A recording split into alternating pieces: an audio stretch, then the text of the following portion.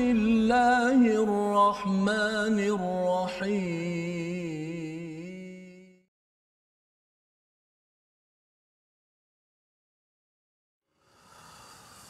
إني وجهت وجهي للذي فطر السماوات والأرض حنيفا وما أنا من المشركين.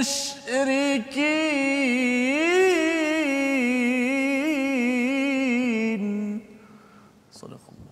Assalamualaikum warahmatullahi wabarakatuh. Alhamdulillah wassalatu wassalamu ala Rasulillah wa ala alihi wa man wala syada la ilaha illallah syada Muhammadan abduhu wa rasuluh. Allahumma salli ala sayidina Muhammad wa ala alihi wa sahbihi ajma'in. Amma ba'du. Apa khabar tuan-tuan dan puan yang dirahmati Allah sekalian?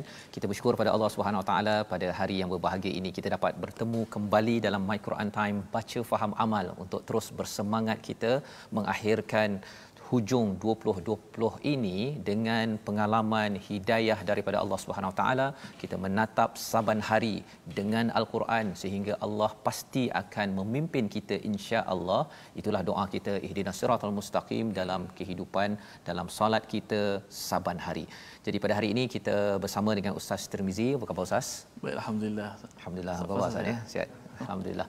Kita bertemu hari ini Ustaz untuk kita meneruskan daripada surah Al-An'am. Di hujung-hujung ini ataupun di pertengahan ini kita bercakap tentang bagaimana surah Al-An'am ini mencerahkan kita tentang keimanan dan ketauhidan bersama dengan tuan-tuan adik-adik yang sudah pun habis kelas mungkin ya. Mari kita tengok pada halaman 137. Kita mulakan dengan Ummul Quran Al-Fatihah. Silakan Ustaz. أعوذ بالله من الشيطان الرجيم بسم الله الرحمن الرحيم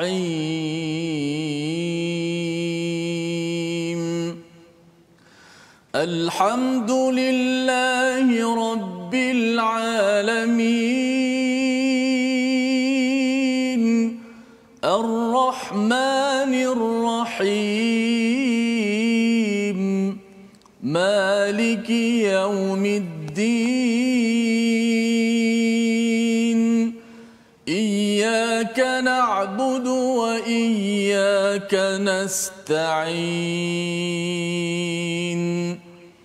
اهدنا الصراط المستقيم صراط الذين أنعمت عليهم غير المغضوب عليهم ولا الضالين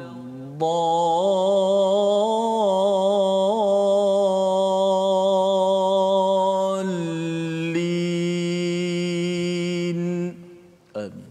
Amin ya rabbal alamin. Begitulah bacaan Ummul Quran Al-Fatihah untuk kita memohon hidayah daripada Allah Subhanahu Wa Taala. Terus kita ingin memohon hidayah di hujung tahun 2020 ini dan kita mohon pada Allah Subhanahu Wa Taala pimpin kita dengan hidayah memulakan tahun baru kita. Tinggal sekitar 2 minggu untuk kita sama-sama melihat bahawa adakah perubahan bila kita membaca Al-Quran ini, berubahkah cara fikir kita, berubahkah akhlak kita, berubahkah cara hati kita ya. Dan saya yakin pada tuan-tuan sekalian mendengar alunan bacaan Al-Quran kita baca bersama pada setiap hari ini sebenarnya ia menjadi sumber az-zikr ya, sebagai sumber mengingat Allah. Dan sudah tentunya dalam surah Ar-Ra'd Allah menyatakan dengan mengingati Allah ini jiwa akan tenang ya. Tenang ini tidak semestinya tidak ada masalah, tenang tidak semestinya tidak buat silap, tetapi tenang itu bila tahu bahawa Allah lah sebagai tempat untuk kita bergantung dan bergabung. Jadi dalam surah Al-An'am ini kita menyambung hari ini pada halaman 137. Mari kita lihat apakah sinopsisnya.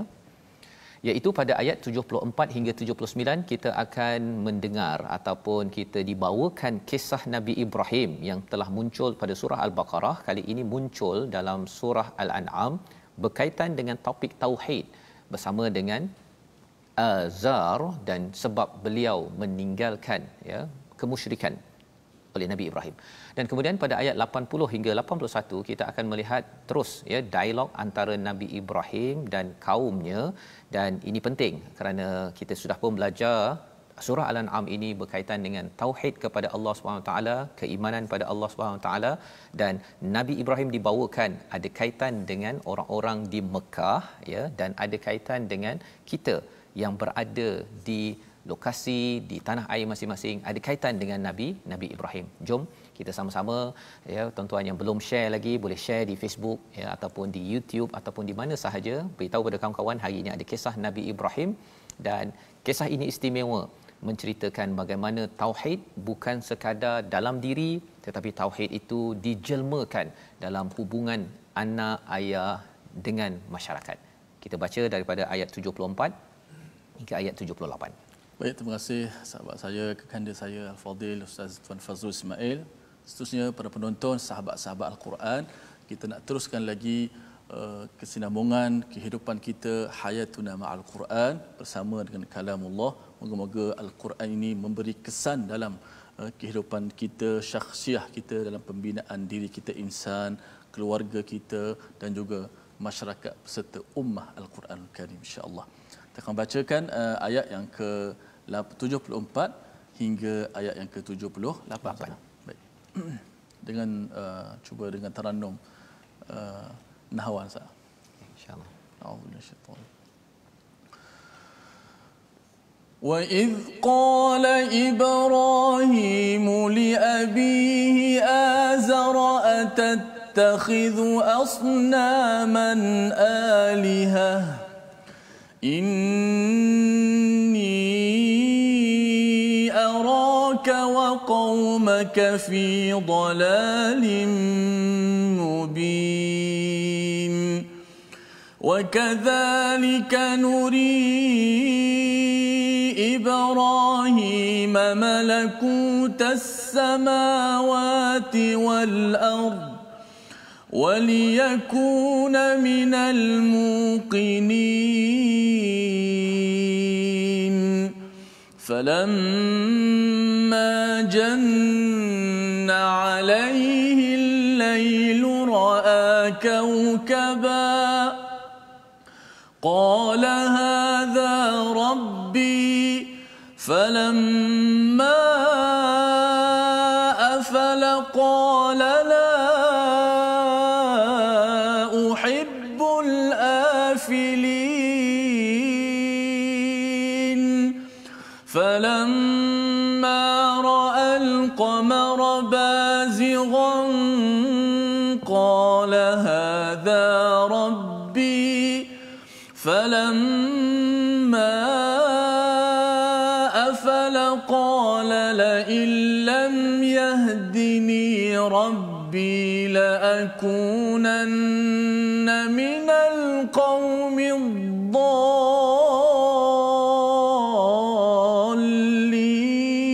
الضالين فلما رأى الشمس بازغة قال هذا ربي هذا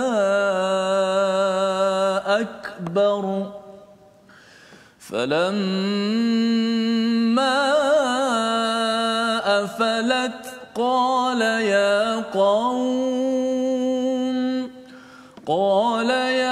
قوم إني بريء مما تشركون صدق الله العظيم. Surah Al-Nazim, gitulah bacaan daripada ayat 74 hingga 78. Sebagaimana yang kita lihat pada hari semalam, ayat 73 semalam kita diperkenalkan wahwallazi khalaqas samawati wal arda bil haqq.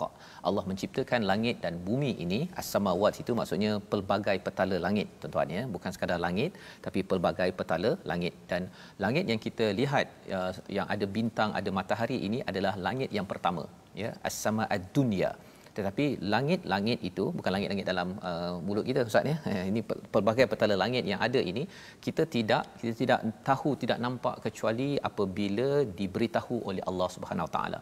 Tetapi yang pastinya langit ini di akhirat nanti, maksudnya bila bercakap tentang jannah Ustaz ya, adalah seperti wasari'u ila maghfiratin min rabbikum wa jannatin arduhas samawati wal ardh. Jadi syurga ini adalah seluas langit pelbagai petala tersebut. Kita duduk hanya di bumi ya, bukan di Pluto, bukan di Marikh, itu barulah langit pertama ya, belum lagi kita bercakap tentang langit yang lain yang kita tidak tahu tapi Allah maklumkan. Baik. Apakah fungsinya? Bil haqq, iaitu ada kebenaran, ada tujuan. Allah jadikan ini bukan sia-sia. Kalau kita mungkinlah ya Ustaz ya, kita tak duduk di Marikh, kita tak duduk di langit kedua, 3, 4, 5 itu, Allah ciptakan buat apa? Kan bila kita fikir-fikir balik, Allah cakap bil haqq, mesti ada kebenaran, mesti ada tujuan.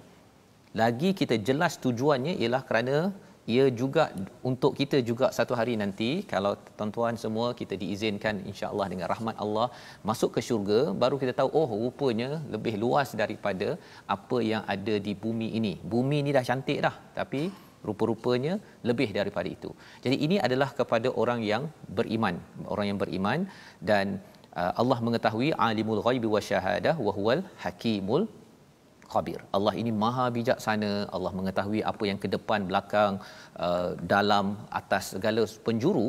Maka Allah bawakan satu kisah yang praktikal yang kita dimaklumkan pada ayat 74. Dan ingatlah ketika Ibrahim berkata kepada ayahnya Azar, ya, nama yang digunakan di sini Azar, patutkah engkau menjadikan berhala-berhala itu sebagai Tuhan? Sesungguhnya aku melihat engkau dan kaummu dalam kesesatan yang nyata. Jadi ini kisah Nabi Ibrahim pada surah Al-An'am. Kalau di dalam surah Al-Baqarah yang banyak bercakap tentang kepimpinan, maka pada waktu itu ceritanya banyak berkaitan dengan perjuangan menghadapi ujian dan kepimpinan Nabi Ibrahim. Tapi di sini bila banyak bercakap tentang tauhid, maka dibawakan sisi tauhid dalam kisah Nabi Ibrahim. Dan mengapa Nabi Ibrahim kisah ini dibawakan dalam surah Al-An'am? Salah satunya kerana audiens yang mendengar pada waktu di Mekah itu adalah orang-orang Quraisy Mekah. Mereka merasakan bahawa Kaabah yang ada Ustaz ya, itu adalah legacy Nabi Ibrahim, itu adalah tinggalan Nabi Ibrahim. Mereka mulia kerana mereka berkait dengan Nabi Ibrahim. Mereka rasakan bahawa ini nenek moyang kami. Tetapi sebenarnya dalam nenek moyang mereka, Allah tekankan Nabi Ibrahim tidak syirikkan Allah SWT. Malah dia menyatakan kepada ayahnya di Abi Azar, atattahizu asnaman alihah, kamu ambil asnam ke sebagai Tuhan? Kan. Jadi ini hujah untuk memberitahu kepada orang Mekah pada waktu itu, kamu jangan sekadar tuntut ataupun klaim kamu ini adalah dari keturunan Nabi Ibrahim, daripada Adnan, daripada Nabi Ismail, Adnan, dan sampailah kepada Arab di Mekah. Tetapi mesti ada kualiti, bukan sekadar keturunan. Ya, zaman sekarang Ustaz ya, dia kata ayah saya ulama kan, ayah saya ustaz, orang bisnes berjaya, itu ayah kan. Tapi diri itu kena tengok nilainya itu. Dan dalam hal ini ialah nilai tauhid.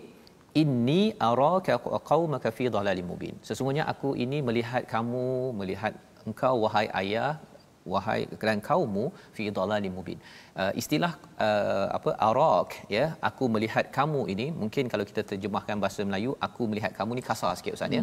Dia macam dalam bahasa Inggeris lah kan, kalau kita terjemah jadi you. Kalau kita panggil ayah kita you, I can see you kan, ataupun I think you are wrong contohnya lah kan. Kita rasa macam kasar sikit. Tetapi di dalam bahasa Arab, perkataan contoh kita berdoa pada Allah pun kan, innaka antat tawwabur rahim. Anta itu bukannya engkau dalam bahasa kasar ya, tetapi itu adalah bahasa lembut dengan rasa khudu', rasa rendah diri. Nabi Ibrahim pun sama. Nabi Ibrahim ini adalah seorang nabi yang istilahnya awwab ya, yang jenis lembut. Dia Nabi Ibrahim, Nabi Isa ni dia lebih kurang lembut. Tapi Nabi Nuh dan Nabi Musa ini strong character sedikit ya, tak puas hati je zas Ustaz ya. Jadi kalau zaman sahabat tu Nabi Ibrahim, Nabi Isa ni diwakili oleh Abu Bakar. Lembut orangnya, tapi jangan main-main ya. Waktu tertentu Abu Bakar lebih kasar daripada Umar, pergi cari orang yang tak bayar zakat. Umar kata tak payahlah perangi, Abu Bakar kata no way kan. Jadi Di situ kita bercakap tentang personality. Jadi Nabi Ibrahim bercakap bahawa engkau dalam keadaan ya ayah, engkau ni dalam keadaan yang tak berapa betul ya Allah atau ya ayah, iaitu dhalalim mubin, bingung ataupun sesat. Jadi perkara ini bukan mudah Ustaz ya untuk seorang anak nak bercakap kepada ayah, tetapi kerana tauhid Nabi Ibrahim sayang sangat pada ayahnya, beliau berkata begini. Wa kadzalika nuri Ibrahim, ya, kami memperlihatkan kepada Nabi Ibrahim kekuasaan malakutas samawati wal ard, ya, menampakkan kerajaan langit dan bumi, waliyakuna minal muqinin, dan jadilah daripada orang-orang yang yakin. Ya, kalau ikutkan kepada Asfahani, dia menyatakan tentang istilah yakin ini, faham yang telah mencapai ketenangan dan hukum yang telah mencapai ketetapan. Dan yakin itu adalah salah satu daripada sifat ilmu di atas makrifat dan dirayah. Ya, apa maksudnya kat situ? Ialah yakin ini adalah keimanan yang tenang, Ustaz. Tak ada bergolak-golak lagi dah kan. Contohnya kalau ada yang kata bahawa betulkah Allah bagi rezeki tahun 2021? 2020 ni nampak macam sukar.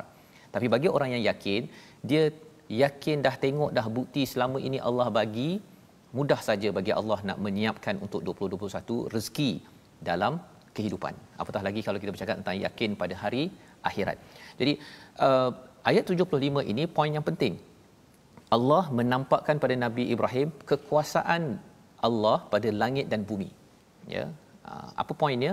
Poinnya ialah Nabi Ibrahim menggunakan kemahiran berfikirnya, melihat dan berfikirnya, tetapi bertemu juga dengan ilmu daripada Allah Subhanahu Wa Taala. Ya, proses dibuat dalam masa sama Allah mengurniakan hidayah kepada Nabi Ibrahim sehingga menjadi waliyakuna minal muqinin. Ini proses yang kita kena lalui juga. Kita belajar sains, Ustaz ya, kita belajar pelbagai ilmu, kita berfikir, tapi kita perlu juga ilmu nakal. Ilmu akal kita fikir, kita belajar, tapi ilmu nakal yang datang daripada Quran, bila kita tadabbur betul-betul, akhirnya kita nampak dalam alam maya pada ini, sebenarnya tidak mungkin ada pencipta lain, tidak patut kalau saya ini tidak menyerah kepada pemilik, kepada kerajaan yang hebat ini. Ini adalah perkara yang berlaku pada Nabi Ibrahim. Falamma, apabila malam bertukar gelap, Nabi Ibrahim melihat sebuah bintang, lalu dia berkata, inilah Tuhanku. Ini mungkin kontroversi Ustaz ya. Ada orang kata Nabi Ibrahim ni awalnya bukan Islam ke?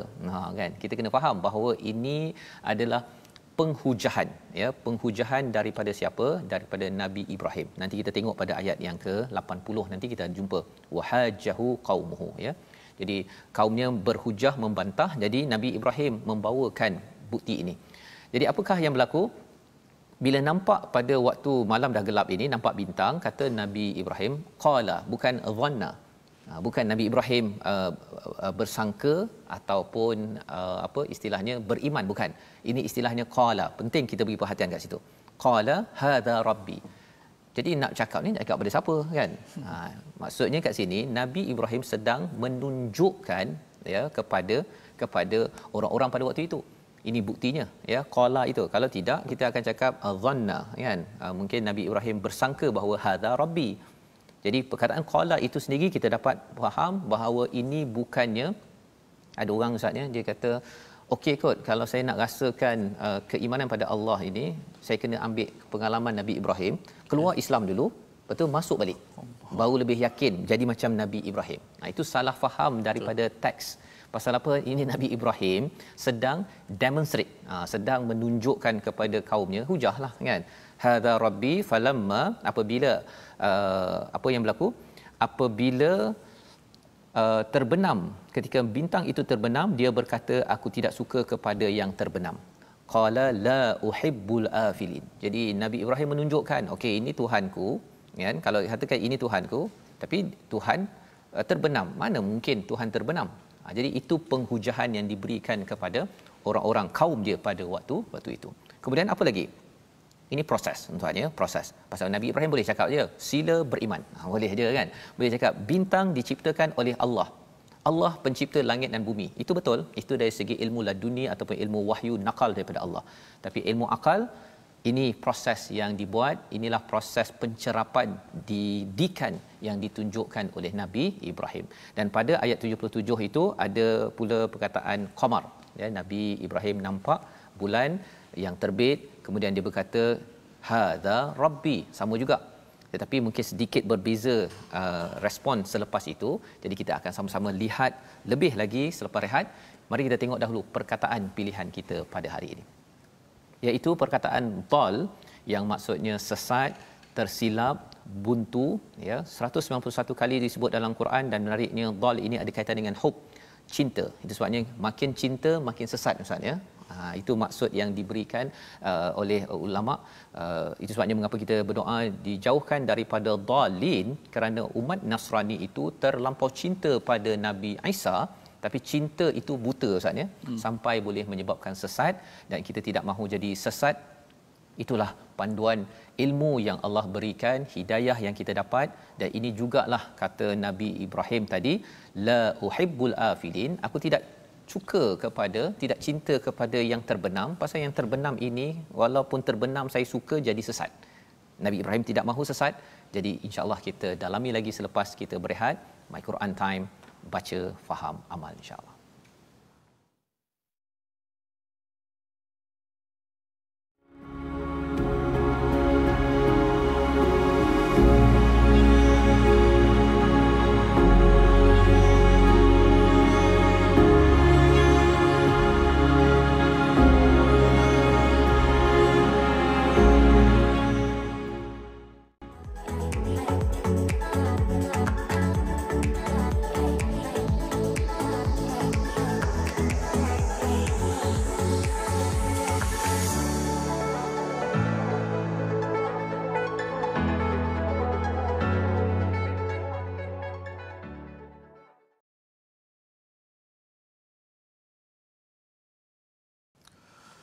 إني وجهت وجهي للذي فطر السماوات والأرض حنيفا وما أنا من المشركين.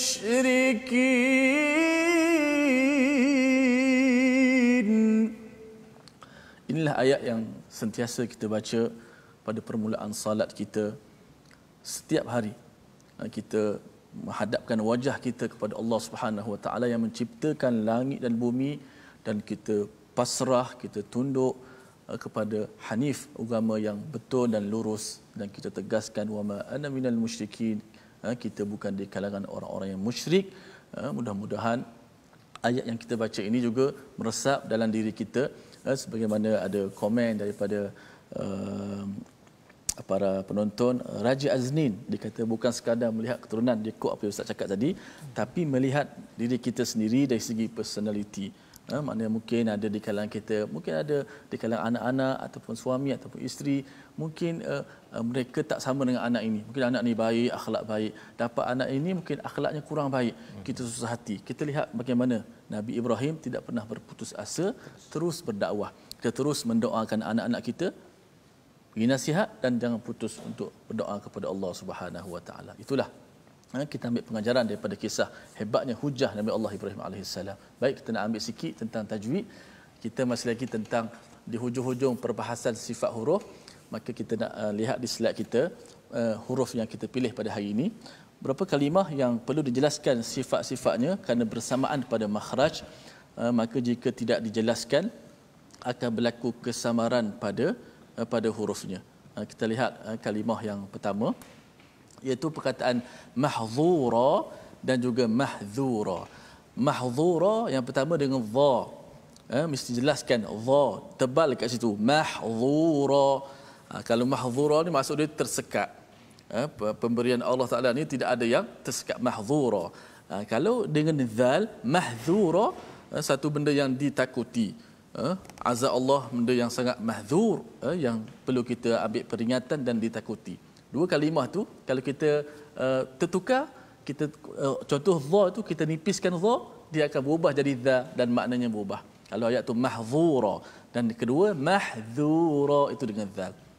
Juga contoh pada yaghsha dengan ghain, yaghsha dengan maksudnya yang menimpa, yaghshan nas, yang menimpa manusia. Satu lagi kalimah sama tapi berbeza pada hurufnya. Kha, yakhsha, kena jelaskan. Yang atas tu yaghsha dengan ghain, yang bawah tu yakhsha. Tapi juga mudah berlaku kesilapan di kalangan kita bila baca yang tempat ghain tu dia tak sampai ghain. Yaghsha disebut yakhsha. Ada yang tempat kha sepatutnya yakhsha dibaca dengan yaghsha. Maka kalau kita ubah itu, maka maknanya dia berubah. Yakhsha kita ada perasaannya takut kepada Allah Subhanahu wa huwa yakhsha, yang seorang yang takut. Yaghsha yang menimpa. Nak beritahunya ialah sifat itu kalau kita kurangkan sifat, kita tak sebut dengan jelas, maka dia boleh bertukar huruf. Bertukar huruf, of course dia akan menukarkan maknalah. Makna dia. Jadi penting sangat ya tentang kita membaca dengan bunyi makhraj yang betul, sifat yang betul agar tidak tertukarlah ya. Dalam bahasa Melayu ni jarang kita tertukar. Kan ada tukar juga kan. Dia huruf tertukar jelas beza tu mungkin boleh berlaku. Betul. Kan kalau dalam bahasa Melayu tu tertukar tu orang boleh faham lagi. Boleh faham. Contoh kamu nak pergi mana? Kata nak pergi mana tu? Kalau orang lorak-lorak pergi mana? Pergi mana? Orang faham lagi, kita boleh faham lagi. Tapi kalau Quran ni dia boleh berbeza kan. Dia kalau baris atas bagi bawahnya itu boleh memberi makna yang berbeza, apatah lagi huruf-huruf itu tadi. Baik, jadi kita ingin meneruskan ya ayat 79 hingga 81. Kalau kita tengok sebentar tadi, kita dah baca ayat 74 hingga 78 ya. Kita dah berbincang Nabi Ibrahim berhujah ya. Poinnya berhujah, itu sebabnya penggunaan perkataan qala itu penting untuk kita fahami. Dan ini isu tentang akidah Ustaz ya. Janganlah pula kita kata Nabi Ibrahim ni pun juga dia ni dulunya syirik, lepas tu jadi nabi, lepas tu masuk Islam kan. Itu sebenarnya kalau kita tengok Ustaz baca tadi diulang, wama ana minal musyrikin. Ma itu dalam bahasa Arab ialah tak pernah. Ya, dia ada wala, walan ya, lan, la, ma. Jadi ma ini tak pernah. Wama ana minal musyrikin ini sekarang tidak syirik, sebelum ini pun tidak pernah syirik. Itu yang kita akan baca sekali lagi selepas ini. Jadi Nabi Ibrahim pada ayat 77 itu melihat pula kepada bulan. Tadi bintang, bulan, kemudian kata beliau ialah hadza rabbi. Ya, tetapi bila terbenam dia kata lam yahdini, ya, tidak memberiku petunjuk Tuhanku, la akuna minadh dhalin, iaitu sesungguhnya jika Tuhanku tidak memberi petunjuk padaku, pastilah aku termasuk orang yang sesat. Ya, jadi tengok bulan. Kemudian dia tengok matahari pula, ya, besar. Inilah Tuhanku, ini lebih besar. Kalau kita beri perhatian kat sini, penggunaan asy-syamsa bazirah pada ayat yang ke-78 itu dalam bentuk yang istilahnya feminin Ustaz ya, muannas. Tetapi bila kata hadza rabbi, hadza akbar itu dia menggunakan perkataan hadza, bukannya hadhihi. Pasal apa? Pasal hadza itu merujuk pada konsep ketuhanan, bukan pada objek tersebut. Dia nak beritahu bahawa takkanlah timbul tenggelam Tuhan ni. Jadi itu poin dia tuan-tuan ya. Dan apakah yang dihujungkan oleh Nabi Ibrahim? Falamma afalat qala ya qaumi inni bari'um mimma tusyrikun. Aku ini bara, aku ini berpisah, aku tak ada kaitan dengan apa yang kamu syirikkan. Kamu syirikkan, bukannya kita syirikkan. Itu perkataan-perkataan pasal kisah ini sering disalahfahami ya, untuk menghalalkan keluar Islam kemudian masuk balik. Nak cuba dulu, nak cuba rasa, padahal sebenarnya orang dah ada cahaya Ustaz, dia tak berani nak pergi gelap kan, sengaja je gelapkan kehidupan ya. Kita dah ada mata, butakan sekejap, lepas tu tengok kalau boleh terang balik, tengok betapa berharganya cahaya matahari kan. Itu adalah cara logik yang tidak tepat. Baik, jadi pada ayat 79 kita ingin baca sehingga ayat 81 untuk kita melihat penghujahan cara berfikir Nabi Ibrahim, aras tinggi yang kita perlu belajar dalam kita bertauhid pada Allah. Silakan Ustaz. Baik, kita terus mengambil pengajaran daripada ayat-ayat seterusnya, kerana bila kita baca Al-Quran, kita kena rasa bahawa Al-Quran sedang berbicara dengan kita semua, bahkan insya-Allah akan menyelesaikan kita punya masalah kita, akidah, masalah lain juga, ibadat, akhlak dan sebagainya. Terus ayat yang ke 79 dan 81 hingga 81. أعوذ بالله من الشيطان الرجيم بسم الله الرحمن الرحيم إني وجهت وجهي للذي فطر السماوات والأرض حنيفا وما أنا من المشركين وحاجه قومه قال أتحاجوني في الله وقد هدان ولا أخاف ما تشركون به إلا أن يشاء ربي شيئا وسع ربي كل شيء علما أفلا تتذكرون وكيف أخاف ما أشركتم ولا تخافون أنكم أشركتم بالله ولا تخافون أنكم أشركتم بالله ما لم ينزل به عليكم سلطانا فأي الفريقين أحق بالأمن إن كنتم تعلمون صدق الله. Surah Al-Azim, gitulah bacaan daripada ayat 79 hingga 81. Ayat 79 inilah yang selalu kita baca dalam solat kita Ustaz ya. Inni wajjahtu wajhiya lillazi fataras samawati wal ard. Sesungguhnya aku menghadapkan wajahku kepada Tuhan yang menciptakan ya, kepada Tuhan yang menciptakan langit, pelbagai petala ini dan bumi, hanif, dengan betul-betul lurus. Jadi perkataan yang digunakan di sini ialah fataras samawati wal ard, yang mencipta tapi tidak letakkan khalaqa ya, bukan sekadar Allah ciptakan daripada kosong menjadi sesuatu, tapi fatara ini menciptakan kemudian diadun dicantikkan, inilah fatara. Dan fatara ini juga ada kaitan dengan perkataan fitrah kita Ustaz. Makin kita melihat kepada kecantikan yang ada, kecantikan itu adalah fitrah. Dan kecantikan yang terbaik dalam dunia ini adalah apa yang telah diciptakan oleh Allah SWT. Jadi kalau ada orang kata bahawa saya tak cantik lah, kan? Saya kena cantikkan lagi. Kalau dia mudarat, okeylah, ada orang buat apa plastik surgery ke apa sebagainya pasal mungkin ada masalah mudarat Ustaz ya.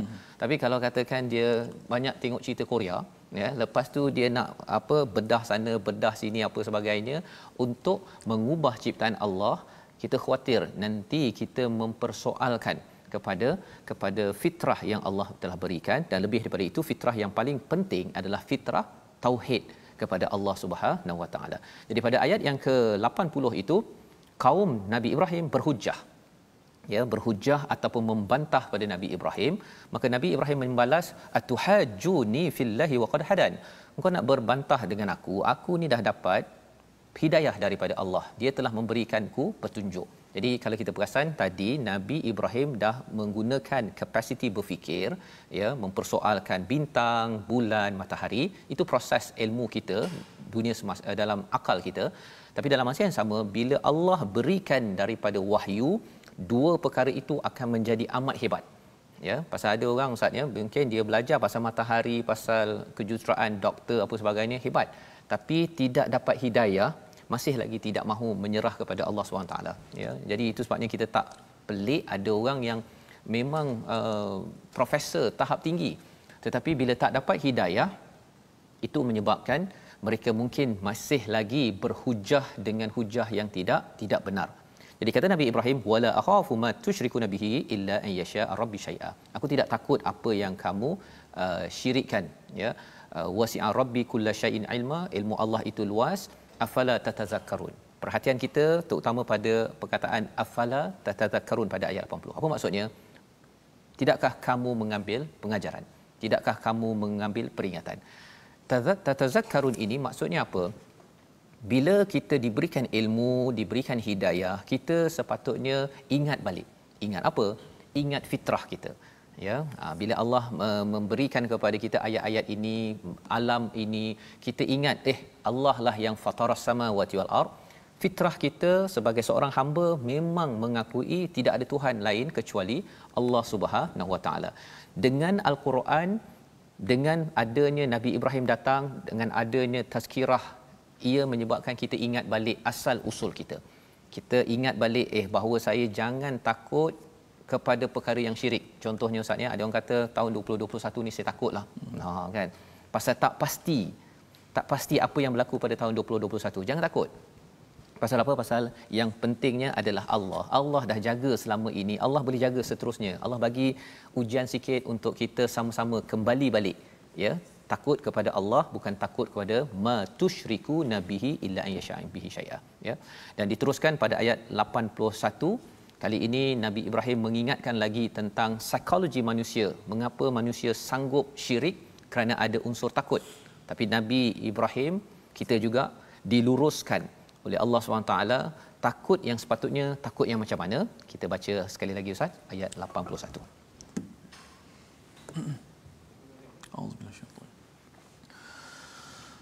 Wa kaifa akhafu ma ashraktum wa la takhafuna annakum أشركتم بالله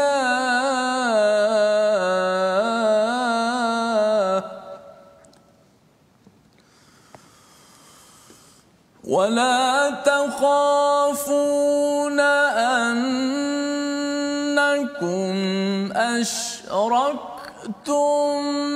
بالله ما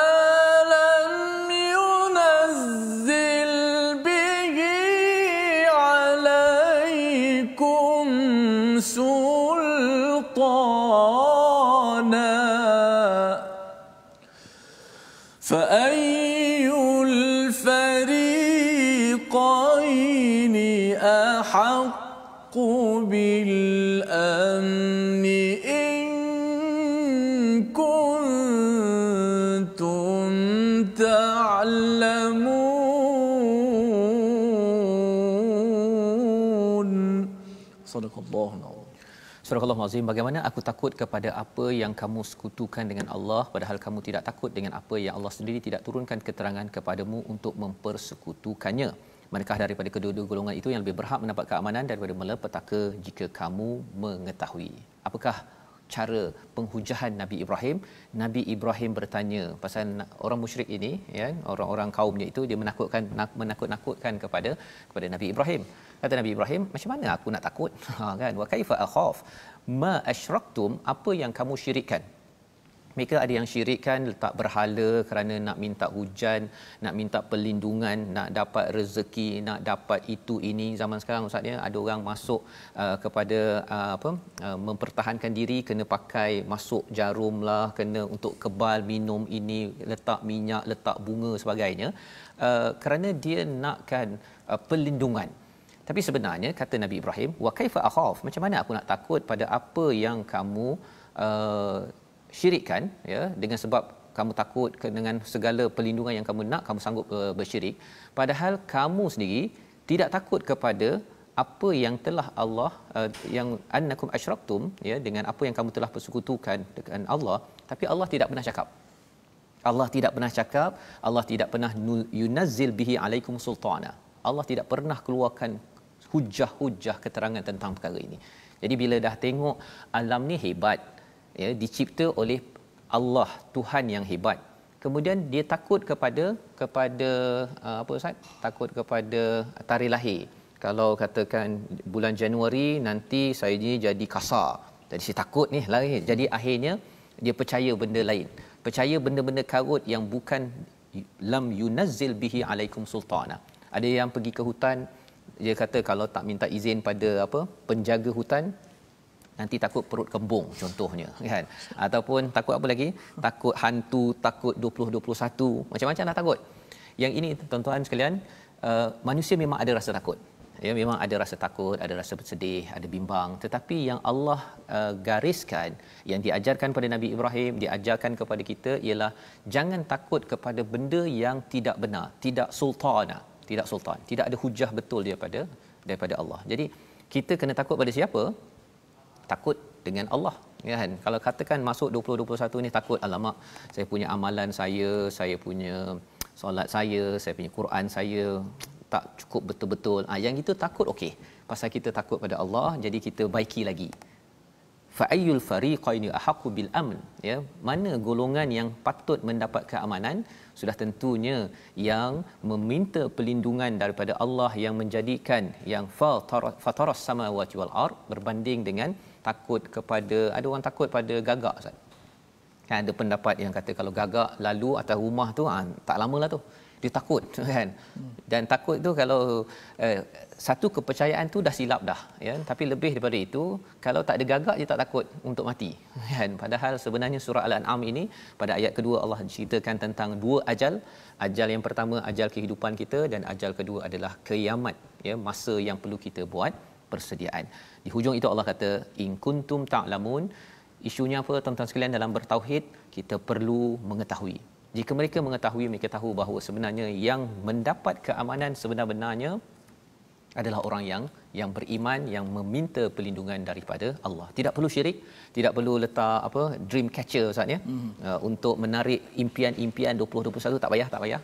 Kita hanya bergantung kepada Allah yang kita bergantung sepanjang hidup kita. Membawa kita kepada situasi kita pada halaman 137, apakah karikatur kita? Di situ kita bercakap tentang kreator, pencipta langit bumi, ya, tentang ada orang yang mengidolkan, ya, yang memberhalakan sesama makhluk, ya. Kita nak jauhkan, kita nak meneruskan legasi Nabi Ibrahim dengan melihat bintang, melihat bulan, melihat matahari. Semuanya ini menyebabkan kita bertauhid kepada pencipta, bukan bertauhid ataupun menyembah kepada makhluk. Dan caranya macam mana? Sudah tentunya hujah-hujah ini kita datangkan daripada Al-Quran. Pasal orang-orang yang bukan beriman, dia hanya hujah daripada pemikiran ataupun nafsu semata-mata. Membawa kita kepada resolusi kita pada hari ini. Yang pertama, bertanya untuk mendapatkan jawapan yang benar, itu kemahiran ataupun amalan yang diangkat oleh Allah Subhanahu Wa Taala. Yang kedua, berhujah dengan kejadian alam agar lebih yakin dengan kebenaran. Dan yang ketiga, sering jaga niat dan arah kiblat dalam kehidupan hanya untuk Allah, tidak disyirikkan. Kita berdoa bersama Ustaz. Bismillahirrahmanirrahim. Alhamdulillah rabbil alamin. Wassalatu wassalamu ala asyrafil anbiya'i wal mursalin wa ala alihi wa sahbihi ajma'in. Ya Allah, Tuhan kami, berikanlah hidayah, petunjuk kepada kami, ya Allah. Ya Allah, janganlah kau biarkan kami dalam keadaan kesesatan, ya Allah, kecuali kau berikanlah kepada kami hidayah, ya Allah. Ya Allah, janganlah kau biarkan kami mati kecuali dalam keadaan kami menjadi orang-orang Islam yang taat kepada perintah-Mu, ya Allah. Ya Allah, Tuhan kami, janganlah kau biarkan kami dalam keadaan kejahilan, ya Allah, kecuali kau berikanlah kepada kami ilmu yang bermanfaat, ya Allah. Ya Allah, Tuhan kami, janganlah kau biarkan kami dalam keadaan maksiat, ya Allah. Berikanlah petunjuk jalan bertaubat kepada kami, ya Allah. Ya Allah, hidupkanlah kami dengan Al-Quran, ya Allah. Ya Allah, hidupkanlah kami dengan Al-Quran, ya Allah. Jadikanlah Al-Quran yang kami baca, yang kami tadabbur, ya Allah, meresap masuk dalam hati-hati sanubari kami ini, ya Allah. Ya Allah, hanya kepadamu kami berserah, ya Allah. Ya Allah, kepadamu kami bergantung harap, ya Allah. Ampunkanlah dosa-dosa kami, ya Allah. Berikanlah hidayah kepada kaum kami, ya Allah, sehingga mereka tidak mengetahuinya, ya Allah. Amin ya rabbal alamin. Amin ya rabbal alamin. Moga Allah mengabulkan doa kita pada hari ini. Tuan-tuan dan puan yang berada di rumah, yang berada di tempat kerja, kita doakan terus kita mengambil tauhid dengan ilmu yang benar, ya, dengan hujah cara berfikir yang mantap. Itulah yang kita ingin sebarkan dalam tabung gerakan Al-Quran. Satu usaha tuan-tuan boleh menyumbang, ya, dalam nombor yang tertera sekali lagi di atas skrin itu, untuk kita sama-sama membanyakkan cikgu-cikgu. Kita nak banyakkan program berfikir aras tinggi, tapi mesti membawa kepada Tuhan yang maha tinggi, bukan sekadar dapat markah tinggi sahaja di dalam peperiksaan. Itulah objektif pendidikan dalam surah Al-An'am yang kita ingin sebarkan. Jadi kita berjumpa lagi pada jam 5 petang, pada jam 10 malam, 6 pagi. Rancangan ini dibawakan oleh Mufas, mendoakan sekolah-sekolah terus membawa kemahiran berfikir aras tinggi sampai kita menghargai ciptaan ilahi. Baik, Quran Time, baca faham aman, insya-Allah.